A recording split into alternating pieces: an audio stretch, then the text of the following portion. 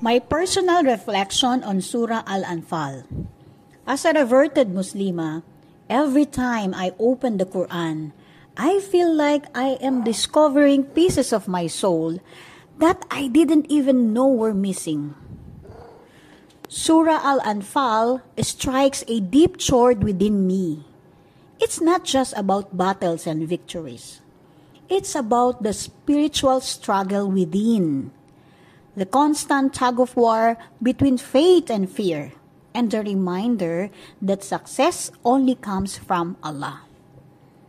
Reading this surah, I realized that the battle isn't always physical. For someone like me, who once wandered in the dark without guidance, the battlefield was in my heart, fighting doubts, worldly attachments, and the whispers that tried to pull me away from the truth. Allah's words remind me that victory comes when we fully rely on Him, not on our abilities, plans, or resources.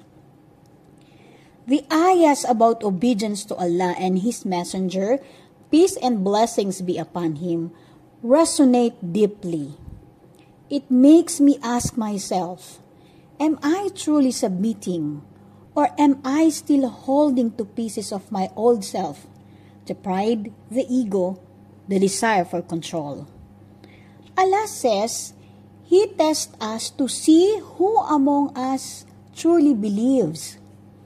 This is a wake-up call for me, a reminder that Iman isn't static.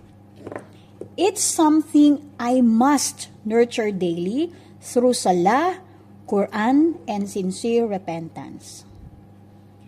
The mentions of the heart finding peace through the remembrance of Allah, chapter 8, verse 2, melts me.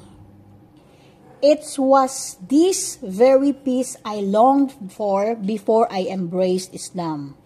Now, when I feel restless or lost, I remind myself that Allah is near. I just need to turn to Him.